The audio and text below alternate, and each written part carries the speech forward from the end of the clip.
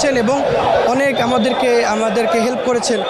আমরা ওখানে গিয়ে আমাদের একটা পর্যায়ে মনে হয় না যে আমরা আসলে ভিন্ন কোনো দেশে আছি, হয়তো আমাদের দেশেই আছি আলহামদুলিল্লাহ। এবং ওইখানে সবচেয়ে বেশি প্রতিযোগিতায় বাংলাদেশি প্রবাসীরা ছিলেন, ঠিক আছে। এবং ওইটার মাধ্যমে অন্যান্য দেশের যারা ছিলেন তারা অবাক হয়ে গিয়েছিলেন যে বাংলাদেশ বলে একটা বিষয় আছে। তো সবার মুখে ছিল বাংলাদেশ। তো আলহামদুলিল্লাহ দুইটা বিভাগেই আমাদের পুরস্কার আসছে বাংলাদেশে।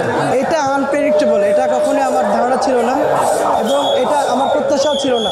ভবিষ্যতে কোরআনের খাদেম হিসেবে থাকতে চাই, প্রতিটি ঘরে ঘরে কোরআনের তালিম ছড়িয়ে দেওয়া, সহি শুদ্ধ তালিম পৌঁছে দেওয়া, বিশুদ্ধ কোরআন তেলাওয়াতের প্রচার করা, এটাই হচ্ছে আমার একমাত্র লক্ষ্য উদ্দেশ্য। আমি কারি নাজমুল হাসান সাহেবের মাধ্যমে কিরাত বিষয়টা আমার বুঝতে পারছিলাম, ওনার মাধ্যমেই আমার অনুপ্রেরণা। পরবর্তীতে যখন শেখ বাংলাদেশে আসেন মিশর আল আজহার থেকে, তখন শায়েখের কাছে আমি দার্স নেওয়ার জন্য চলে যাই আলহামদুলিল্লাহ। এবং সেখান থেকে আলহামদুলিল্লাহ আমি এ পর্যন্ত তিলে তিলে গড়ে উঠে গেছেন শায়েখ, আমাকে গড়ে তুলেছেন আলহামদুলিল্লাহ। এটা আমার মায়ের একান্ত ওসিয়ত ছিল। আমার মায়ের ওসিয়ত ছিল, প্রথমত তিনি চেয়েছিলেন আমি ডক্টর হব, কিন্তু পরবর্তীতে তিনি যখন দুনিয়া ত্যাগ করবেন তার এক মুহূর্তে তিনি আমাদেরকে বলেছেন, আমার বাবাকে ওসিয়ত করে গিয়েছে, বড় ভাইকে ওসিয়ত করে গিয়েছেন যেন আমার মায়ের ওসিয়ত অনুযায়ী কোরআনের হাফেজ হব। 3 ভাই আমরা আলহামদুলিল্লাহ, 3 ভাই কোরআনের হাফেজ পারি। ভালো ওস্তাদের সান্নিধ্যে থাকা উচিত, বেশি বেশি পরিশ্রম করা উচিত। কারণ আমি এমন একটি বিষয় আলহামদুলিল্লাহ আজকে বাংলাদেশের জন্য নিয়ে আসছি। আমাদের হিফজে দেখবেন অহরহ পুরস্কার নিয়ে আসে বাংলাদেশ, প্রতিনিয়ত নিয়ে আসে। এই পুরস্কার যদি আমি বলি, আমার ওস্তাদ শেখ আহমদ বিন ইউসুফ আল আজহারি, যিনি ইরান বিশ্বের সর্ববৃহৎ কম্পিটিশন যেটা, সেখানে তিনি বাংলাদেশের পতাকা সমুন্নত করেছেন 2011 সালে খুব সম্ভবত, আমি শিওরটা আমি এক্সাক্ট টাইমটা বলতে পারতেছি না।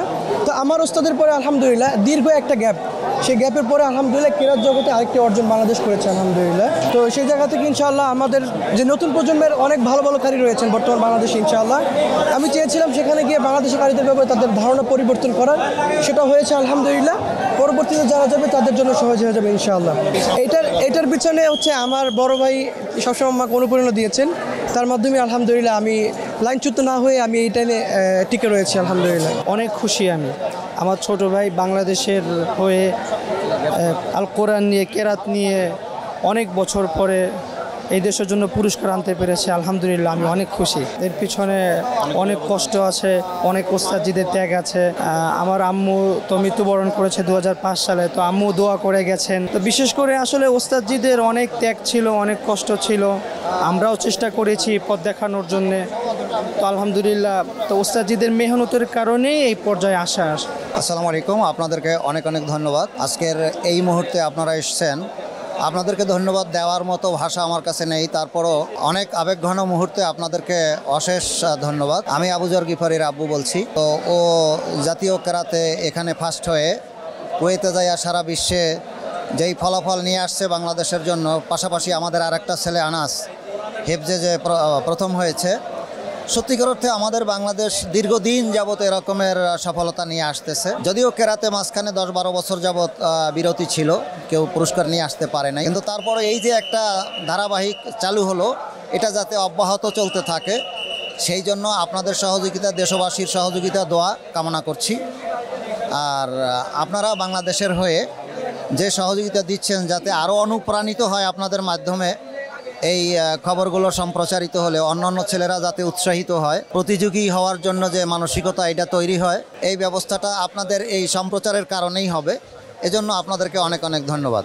অবশ্যই আবেগ আপ্লুত এবং আল্লাহ পাকের কাছে অনেক কিছু শুকরিয়া আদায় করছি এবং অনেক কিছু পেয়েছি, এটাই বাস্তবতা। একজন বাবা হিসেবে, ওদের মা নাই, আমাকে তো অবশ্যই কি বলবো, আপনাদেরকে এখন কথা বলতেই আমাকে কষ্ট হচ্ছে।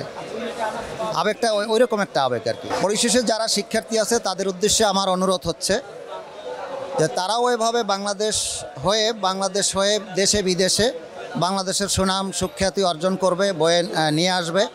পাশাপাশি আমাদের এই হেফস এবং কেরাতের যেই বিভাগগুলো, এই বিভাগগুলোতে সারা পৃথিবীতে বাংলাদেশের একটা নাম সুনাম আমাদের দেশের ছেলেরা নিয়ে আসছে এবং আসবে অনাগত ভবিষ্যতে, এটাই আমার অনুভূতি।